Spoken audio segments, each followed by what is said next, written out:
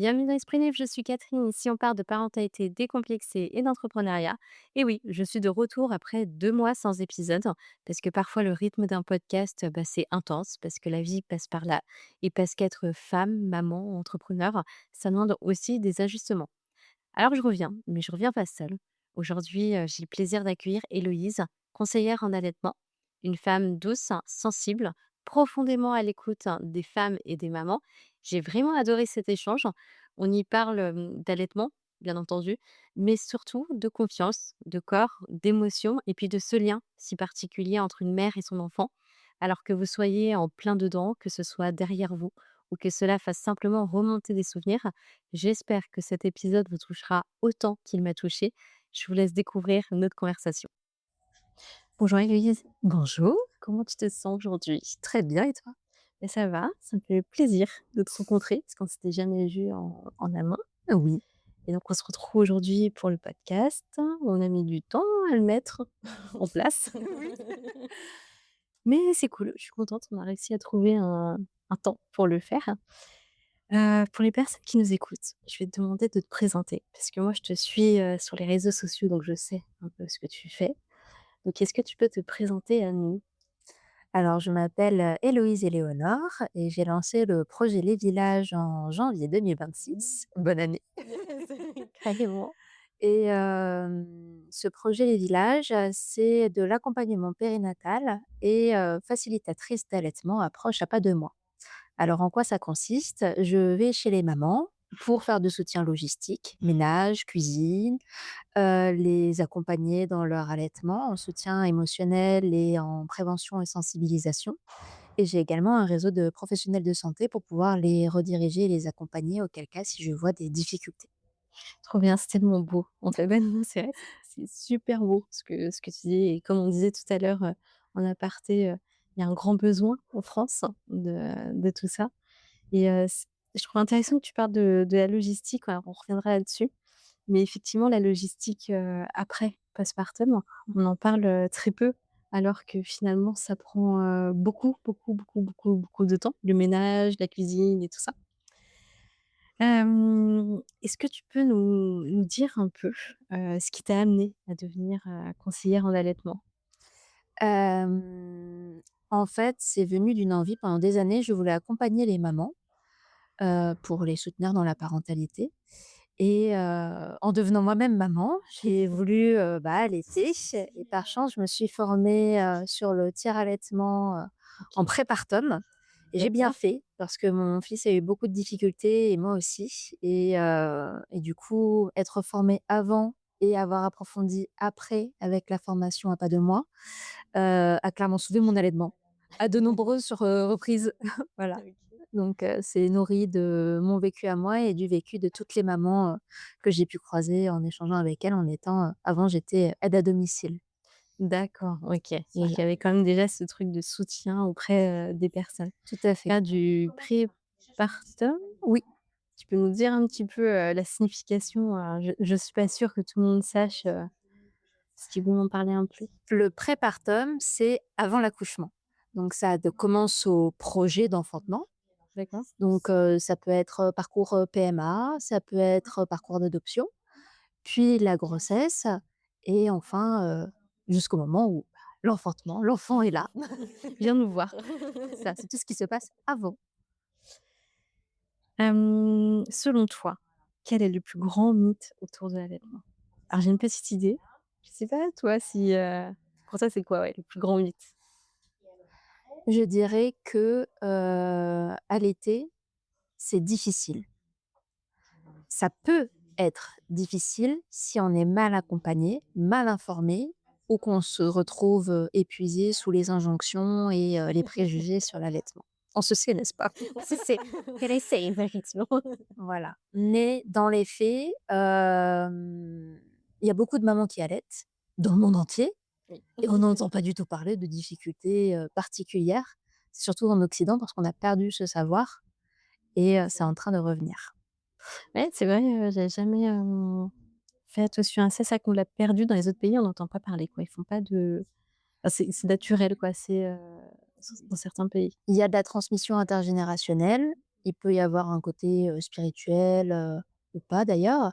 Après les difficultés, sont gérées autrement. C'est-à-dire que, l'allaitement fait mal, dans certains pays, c'est vu comme, valorisé, tabou.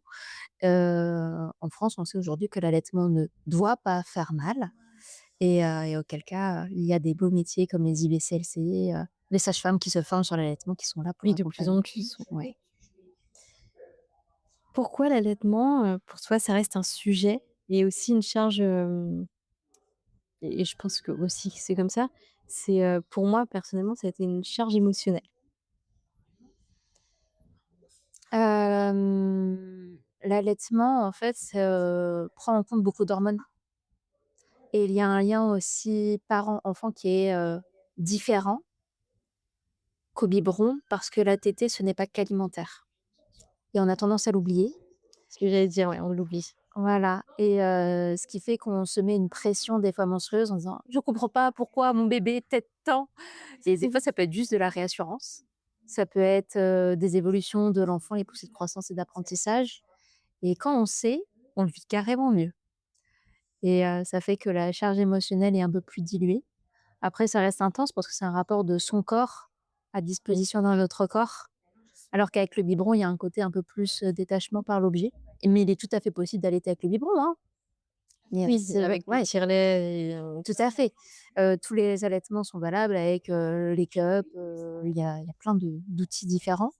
Mais l'allaitement au sein peut avoir une charge émotionnelle qui est forte parce qu'il y a un rapport à la chair. c'est vrai. Ça résonne chez moi, j'avoue. C'est vrai? Oui. On va aller un peu sur, le démarrage, les premiers jours. Je pense à une personne qui écoute en particulier les podcasts qui vient, tout juste d'accoucher, il y a 1 mois, 2 mois maintenant. À quoi ça ressemble vraiment un bon démarrage en allaitement? C'est une lourde question. Félicitations déjà à cette maman un bon démarrage en allaitement, c'est un démarrage qui convient à la maman et au bébé. C'est un apprentissage. Bébé apprend à téter, maman apprend à allaiter. C'est un apprentissage du village autour et un bon lancement, ça se fait avec un village soutenant parce que c'est une période de vulnérabilité, de fragilité, de doute je dirais qu'un bon départ, c'est un bon village. Voilà, c'est bien dit comme ça. Mais oui, le village, d'où, ce que tu as créé et on en reparlera aussi, si on a un petit peu de temps. Ce serait bien que tu parles, des événements que tu as faits et que j'ai vus, avant-hier Oui. et je trouve ça très beau. Mais, pour toi, c'est quoi les difficultés les plus fréquentes dans les premières semaines? Alors ça, on en va alors l'État a sorti les 100 premiers jours. Oui. Alors je ne sais pas comment ils ont défini le 100 premiers jours, c'est les plus durs parce que pour moi, c'est les jours d'après. C'est pas forcément les 100 premiers jours, pour moi qui ont été le plus dur, mais les jours d'après. Mmh. Donc est-ce que tu veux, un peu, parler des difficultés que toi tu rencontres? Les difficultés, généralement, c'est dû à un manque, d'information le choc émotionnel, hein, suivant comment l'enfantement s'est passé, suivant comment la grossesse s'est passée et suivant l'entourage. Hem, Ça peut être, la dépression postpartum, ça peut être les crevasses. Ce qui est absolument pas normal il faut apprendre à et oui, les crevasses, ce n'est pas normal! Vous ne voyez pas, mais elle a fait une tête! J'ai fait Hem, une tête, ça sentait le vécu, voilà. c'est ça. Donc les crevasses, ça peut être, les engorgements parce que le premier Mmh. engorgement physiologique, c'est la montée de lait ça, c'est des choses où on le découvre sur le tas Oui. et ça serait bien qu'on soit informé avant. Alors on a les 2 heures de préparation, à l'allaitement qui sont mises en place, par les sages-femmes en accompagnement, prénatal, sur les suivis de grossesse aujourd'hui. Ouais, j'ai dû passer à la trappe, hein, Peut-être, j'ai en tout cas, je sais qu'il y a beaucoup de sages-femmes qui le font aujourd'hui, sauf que 2 heures sur l'allaitement, c'est pas suffisant. Il y a tellement de choses à savoir et il faudrait vraiment un parcours, dédié un peu comme les doulas, hein, qui accompagnent, sur l'enfantement. Ce serait des choses qui seraient, beaux à voir, que ça soit pris en charge pour justement éviter, Je tiens à rassurer, hein, ma fille est déclarée, elle est pas, voilà, l'État était au courant que ma fille allait venir. Après, voilà, sur l'île de Ré, Mmh. on sait qu'il y a un manque de sages-femmes, il y a la PMI, elle est ouverte que, 1 fois par mois, enfin, Ah oui, voilà, c'est très, très particulier sur l'île de Ré, malgré ce qu'on peut penser. la vie d'insulaire. La vie d'insulaire, on n'a pas tout non plus, on n'a pas tous les services, comme, sur La Rochelle ou autre. Comment est-ce qu'on pourrait différencier une douleur, normale et une douleur qui doit alerter? Ça, c'est une question qui m'a été posée il y a pas longtemps, d'une maman, en fait, qui était en allaitement et qui me demandait comment moi ça s'était passé et elle m'a posé cette question et je savais pas quoi lui répondre parce que je lui dis: «Bah, écoute, moi, j'ai eu des crevasses», je dis: «Ça doit être normal». Tu vois? C'est pour ça que j'ai fait la tête, «Ah OK». Le rapport à la douleur est relatif, on le voit beaucoup dans le monde du massage, et du tatouage d'ailleurs, sur, le vécu de la personne et sur, son parcours génétique. C'est-à-dire qu'une personne qui est en cas de neuroatypie peut avoir une hypersensibilité ou à l'inverse une résistance, complètement, démentielle à la douleur. Inversement, des personnes qui ont beaucoup de traumatismes dans leur vie, émotionnelle ou physique, vont avoir une tolérance à la douleur qui va être beaucoup plus élevée parce qu'ils sont en déconnexion de leur corps et de leurs sensations. OK. Moi personnellement, quand j'accompagne les mamans, j'adore les comparaisons puis ça les fait beaucoup rire. Je demande, le 1 pour moi, c'est le petit caillou dans la chaussure qui nous agace quand on marche et qui nous pique. Voilà, ça c'est le niveau 1. Le niveau 10, c'est, je peux plus me lever, je peux plus respirer, c'est affreux, on est plié en 4, c'est, pour certaines mamans, c'est: «Je dois me lever, mais je ne peux pas».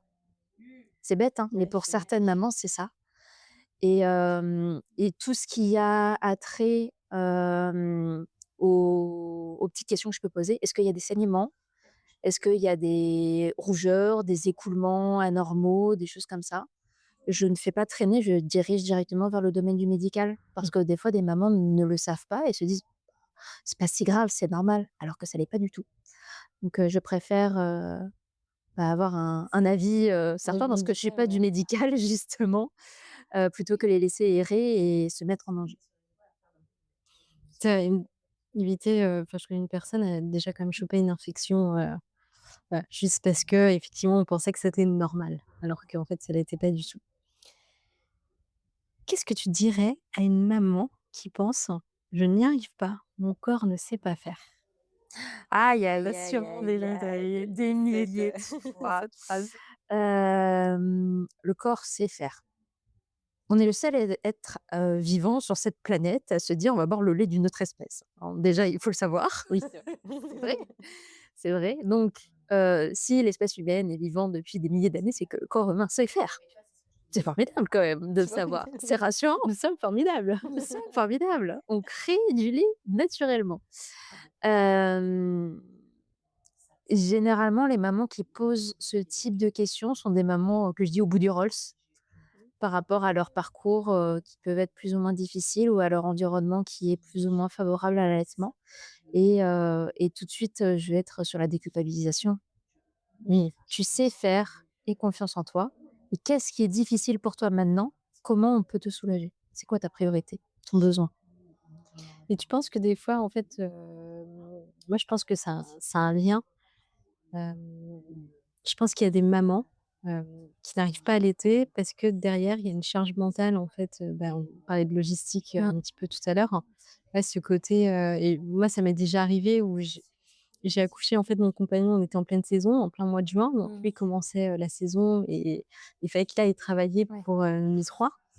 Je suis sûre il y a des moments où je suis sûre que j'ai pas réussi à allaiter, parce que j'avais une tonne de linge et il fallait le faire. Sinon ma fille elle aurait rien eu, sous elle. Ranger les couches, enfin voilà, tout un tas de trucs. Est-ce que tu penses qu'il y a un lien quand même, Tout à fait, là-dessus, tout à fait et c'est un lien qui est intéressant surtout, par rapport à ces 100 dernières années. parce que, quand je parle de transgénérationnel, j'aime bien aborder ça. Il y a le rapport de la grand-mère, de la mère et le rapport qu'on a avec ces personnes-là et le rapport qu'elles ont eu elles-mêmes avec, l'allaitement, par exemple. Il y a eu, des situations où j'ai entendu, la grand-mère, n'a pas réussi à allaiter. Bon, bah, c'est que dans la famille, on n'a pas de lait et la mère a réussi à allaiter, mais a arrêté très tôt parce qu'il y a eu des douleurs, donc du coup, c'est comme ça, c'est qu'allaitement, c'est pas de famille et la maman aujourd'hui qui allaite et où, tout se passe bien parce qu'elle a les informations et elle est armée face à tout ça et elle est soutenue et cette charge mentale est, souvent due à une pression, en fait, qui est donnée sur l'épaule des femmes. La femme parfaite, il faut que la maison Ah! soit propre, il faut que la maison soit rangée et que la cuisine Faut soit qu'elle faite. soit propre, faut qu'elle, faut voilà qu'il y ait tout, C'est ça parfait. et il faut savoir que pour éjecter le lait, il faut avoir de l'ocytocine et l'ocytocine, c'est l'hormone de l'amour, de la détente, du bonheur Ah. et la charge mentale, ça n'aide pas du tout, du tout ça, c'est pas du tout ça. Messieurs, si vous nous écoutez, voilà, Tout à mot fait. à vous-même. On va parler justement un peu de charge mentale et puis de pression sociale. Mmh. Comment est-ce qu'on peut aider une mère à faire un choix, éclairé Mmh. entre, l'allaitement, le mixte ou le Mmh. biberon ou, voilà, le lait artificiel?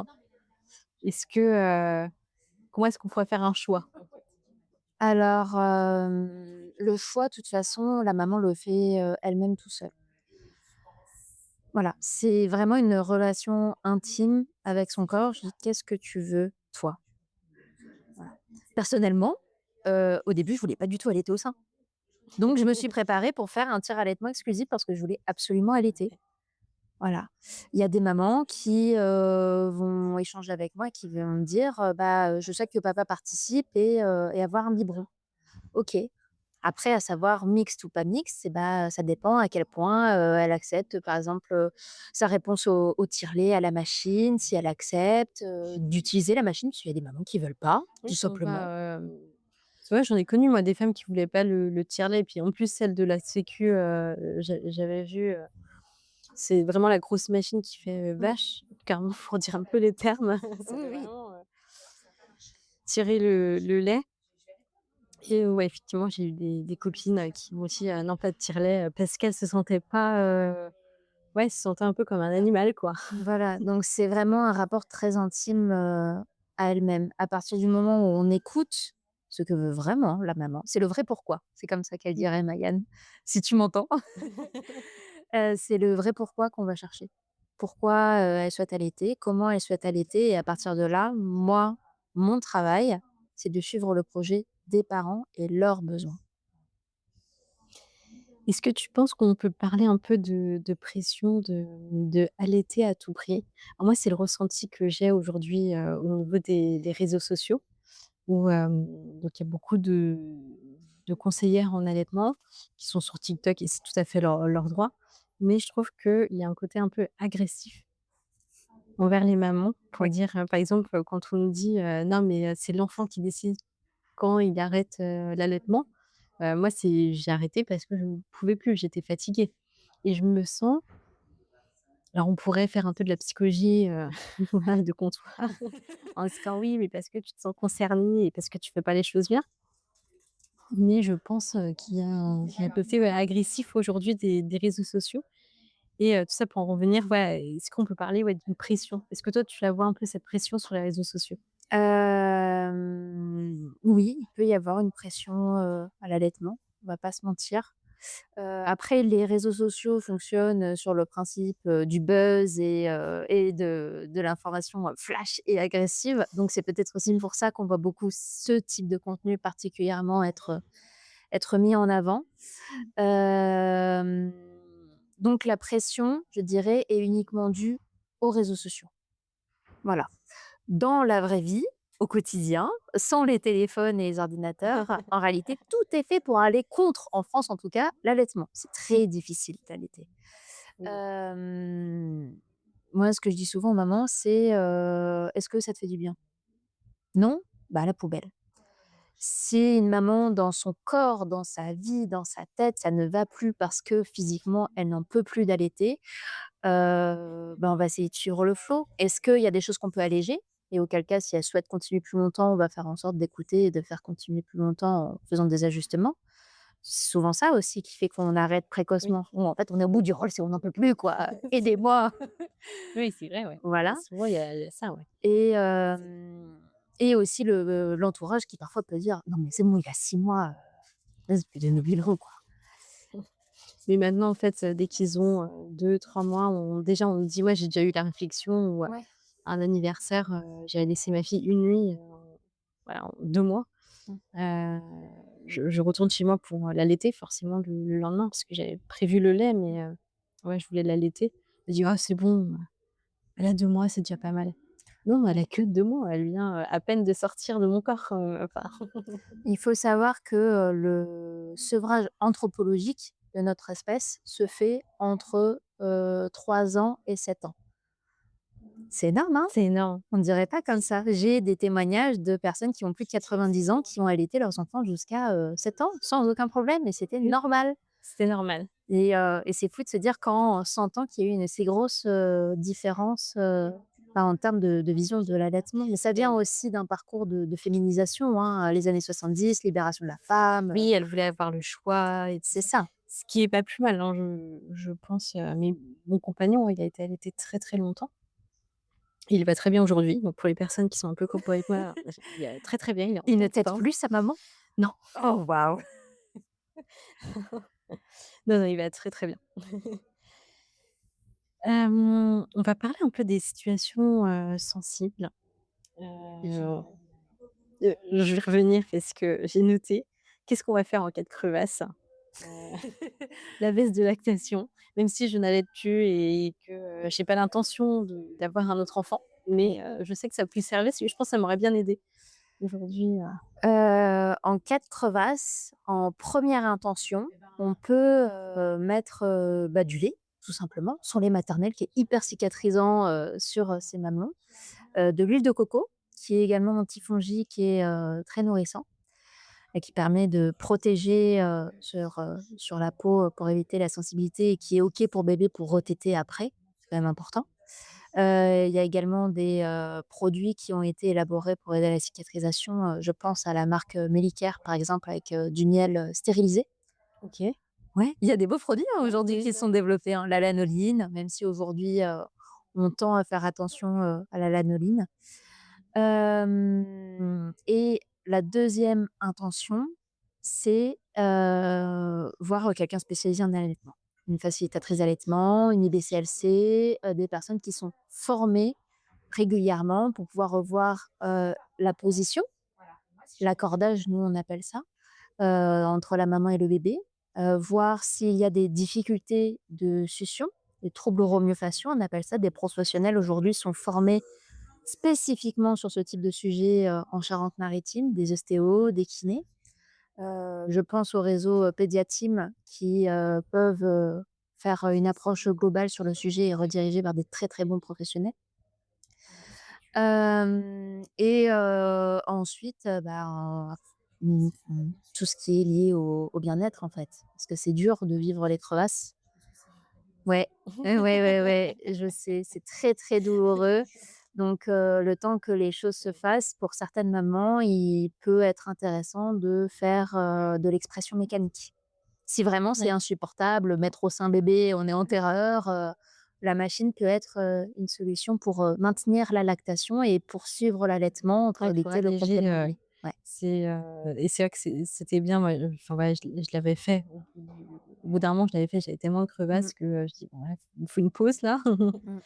et ça avait très bien marché, pour le coup, ça m'avait soulagée. Du coup, ça m'avait Le temps soulagée, que ça cicatrise, carrément. complètement. Après, allaiter après une césarienne, est-ce que c'est différent ou pas?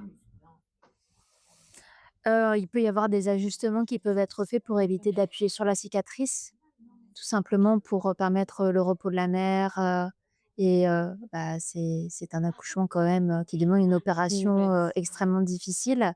Je pense, certaines blessures qui, demandent des arrêts et des rééducations beaucoup plus poussées, pour des blessures qui sont beaucoup moins «importantes» entre guillemets, faut-on faire une hiérarchisation des opérations?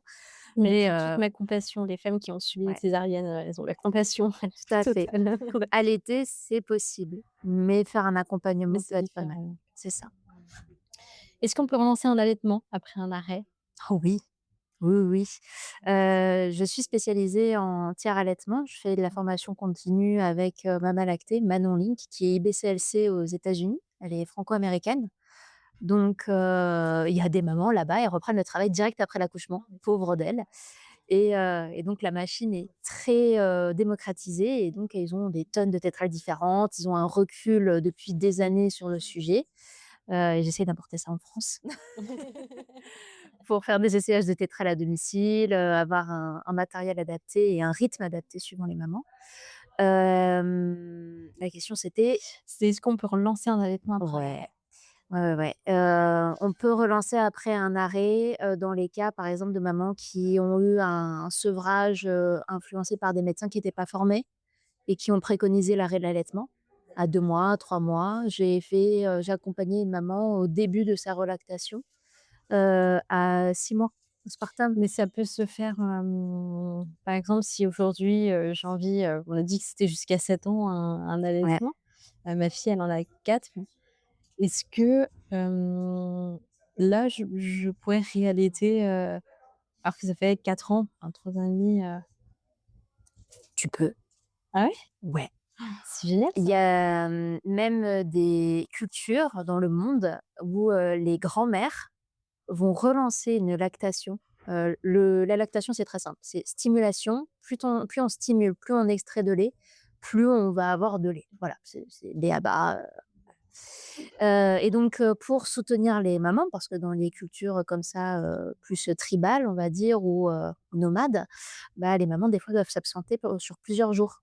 Donc, les grands-mères, les tantes, les cousines, vont relancer des lactations pour, pouvoir, avoir un relais pour, la maman. Ça se, alors je sais que ça se faisait, j'en avais entendu parler pendant Ouais. la guerre, surtout en 2e guerre mondiale. OK. Il y a beaucoup de mamans, c'était pas un trafic ou pas, les personnes faisaient comme elles pouvaient. Ouais. Et pas que dans les, pas monastères, mais dans les églises, en fait. Mmh. Effectivement, il y avait des mamans qui, réallaitaient des enfants, qu'ils trouvaient ou qui étaient orphelins Ouais. pour pouvoir les nourrir vu qu'il y avait, plus rien, Mmh. clairement. Même sur les parcours d'adoption, hein, il y a des mamans qui font des relactations pour pouvoir, nourrir, leurs enfants, qui sont tout jeunes et qui ont besoin de lait maternel. Alors dans les faits, oui, tu peux faire une relactation avec ta fille qui a 4 ans. Tu peux te servir de ton lait pour faire de la cosmétique, pour faire, des recettes de cuisine, plein de trucs. Après je fais attention à savoir pourquoi les mamans veulent faire une relactation. À tes souhaits. Pardon. Merci. Et le but, il faut pas que ça soit non plus, une charge mentale ou, une question complètement déraisonnable parce que c'est très éprouvant émotionnellement parlant D'accord, et OK, ça d'accord. demande un rythme, très régulier. Quand on parle de stimulation, c'est ça, hein, c'est-à-dire qu'on recommence avec une expression, à tes souhaits. Oui. Alors moi, éternellement, ça peut durer pendant 10 minutes. OK, bon, ça sera à tes souhaits toutes les 10 minutes. Mais oui, ça demande un rythme, très soutenu et très régulier pour pouvoir relancer une lactation et des fois, pour avoir un résultat, il faut plusieurs mois. Voilà. Très intéressant. Je pense que, des mamans, ça peut être hyper intéressant pour des mamans où au début, elles, ça n'a pas fonctionné peut-être au début pour Mmh. plusieurs raisons. Mais, reprendre en fait, peut-être à 1 an, à l'âge d'1 an, de l'enfant, ça peut être, Là, il y a des mamans qui peuvent, contacter moi ou des collègues d'ailleurs sur, le cas des laits artificiels qui a fait grand scandale dernièrement et oui, ouais, il y a il y a les cas des allergies alimentaires, les APLV, allergies aux protéines de lait de vache ou, d'autres causes allergiques, voire des allergies, multiples. Par exemple, mon fils est allergique au gluten et aux protéines de lait de vache, donc l'allaitement est mon unique et seul salut. ça, c'est le point. C'est ça. Mmh. Qu'est-ce qu'on pourrait dire à une mère qui vit un sevrage, difficile émotionnellement? C'est un peu comme un deuil quand même, l'arrêt, C'est un deuil, clairement. Hem, Ça va aller. et il faut écouter. C'est beaucoup d'écoute, c'est beaucoup de douceur parce que, comme tu le dis, c'est un deuil et on n'est pas toujours prête parce que des fois, c'est l'enfant qui va choisir. Qui l'a choisi? Voilà, pour X ou Y raison, hein. Ça peut être, dû à, suite à une opération ou un mauvais aiguillage médical, hein, donc ça peut être des sevrages très précoces à 2 3 mois, à 6 mois qui sont pas souhaités. Hem, Si la maman et le bébé ne souhaitent pas le sevrage, il y a des cas, de maman et de bébé qui ne sont pas, sevrés, en fait, et pourtant ils sont passés au biberon, mais ils ont tous les comportements d'un bébé qui souhaite être au sein et en suivant l'âge de l'enfant, on peut, bah, réfléchir à une remise au sein, par exemple, il y a tous les parcours qui existent. C'est un peu comme Et McDo, hein, venez comme et vous vous êtes êtes et c'est faire la un phrase souvent je la prends comme McDo: «Venez comme ouais, vous c'est êtes». ça. Et généralement, c'est une approche multiple où il faut avoir un accompagnement, par des thérapeutes, psychothérapeutes, psychiatres, voir s'il y a bah, des pathologies qui sont connues, que ça soit, des TDAH, bipolarité, des parcours hormonaux aussi parce que les hormones ont une forte importance sur la gestion émotionnelle des choses, Oui. suivant les médicaments. Donc c'est une approche, pluridisciplinaire. Un sevrage, ça se fait pas, enfin, ça peut se faire seul quand tout se passe bien, mais si c'est difficile à vivre, faites-vous accompagner, c'est important Je pour vous. pense aussi. Si tu pouvais enlever une culpabilité aux mères, ça serait laquelle? Il y en a plein. Hem, la culpabilité principale, c'est, tu es assez. C'est vrai. Ouais. Ouais, on se met une pression monstre, hein, en tant que mère, hein. C'est on l'oublie, c'est comme, bah, quand on en discute comme Mmh. ça, je vois, bah, en aparté tout à l'heure, ça m'a fait du bien de discuter et j'ai senti qu'on s'était comprises Mmh. sur, certaines choses, qu'on a passé les mêmes choses, sur Ouais. qu'est-ce que tu aimerais que chaque femme sache avant d'accoucher? Ça, j'aime bien poser cette question parce qu'alors, C'est une renaissance. l'accouchement, tu l'as c'est comme une renaissance? Comment tu dis ça? C'est oui, c'est une renaissance, dans le sens où on ne sera plus jamais la même femme. Sera plus forte. Plus forte, oui et non, mais déjà hormonalement parlant, ça a été démontré avec les dernières études neuropsychologiques, il y a une transformation profonde du cerveau, carrément, hein, comme quoi, On est des les femmes, on est exceptionnelles. c'est fou tout ce C'est qu'on fou ce fait. qu'on fait. C'est ouais, complètement, hein. Donc c'est une véritable renaissance, physique, cellulaire. C'est une renaissance par rapport, à notre entourage, parce que les relations vont changer fondamentalement parce que notre priorité va être différente. Et c'est aussi une renaissance pour nous en tant que femmes parce que, il y a beaucoup de crises identitaires, hein.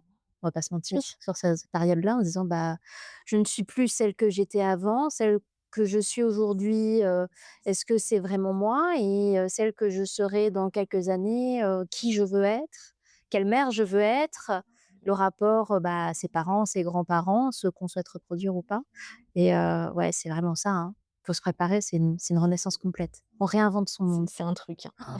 Ouais, C'est un truc. on le mésestime, Ouais, hein, c'est vrai. complètement.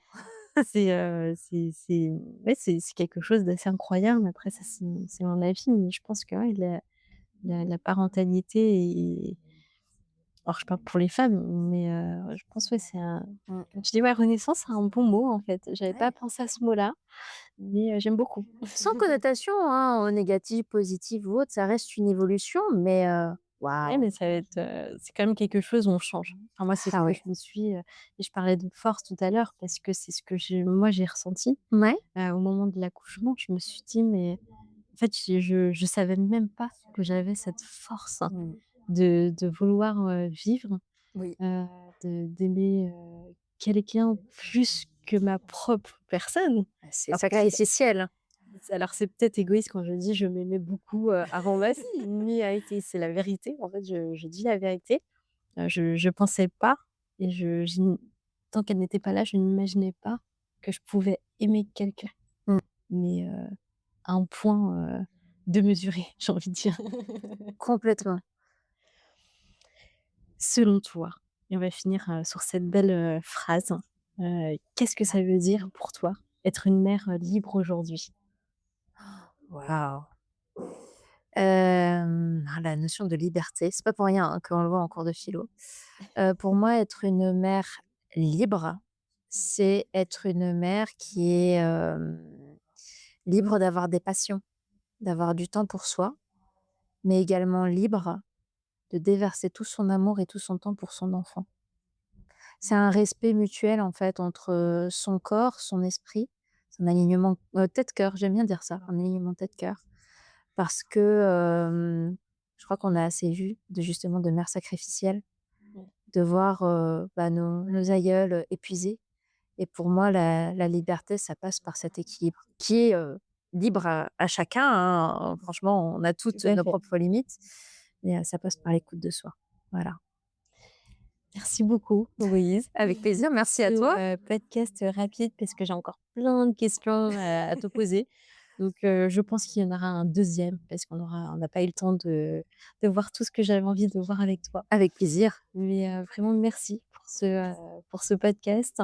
Merci pour ta douceur envers, Merci, les c'est femmes. gentil. C'est, très beau, voilà, et je vous invite vraiment, à te découvrir parce que je pense que tu es une très, très belle personne. J'aime beaucoup, cette façon que tu as, bah, de liberté et de respecter le choix de chacune. Donc merci à toi, Héloïse. Merci de m'avoir accueillie derrière ce micro. Merci d'avoir partagé ce moment avec nous. Merci à Héloïse pour sa présence, sa douceur et sa manière si délicate d'honorer le vécu des femmes. L'allaitement, c'est parfois simple, parfois complexe, parfois évident, parfois bouleversant, mais quoi qu'il en soit, chaque histoire mérite d'être respectée. Si cet épisode a fait écho en vous, que vous soyez en plein dedans ou que cela vous rappelle aussi un chapitre déjà vécu, j'espère qu'il vous aura apporté un peu de douceur et de confiance. Vous pouvez le partager à une femme, une future maman, une amie qui en aurait besoin. Et si le cœur vous en dit, bah, laissez un commentaire ou une note. C'est votre manière à vous de soutenir Esprit Libre et de faire grandir cette communauté. Je suis vraiment heureuse de revenir, à mon rythme, mais avec toujours autant de sincérité. On se retrouve très bientôt. Prenez soin de vous, de votre corps, de votre énergie et surtout restez libre.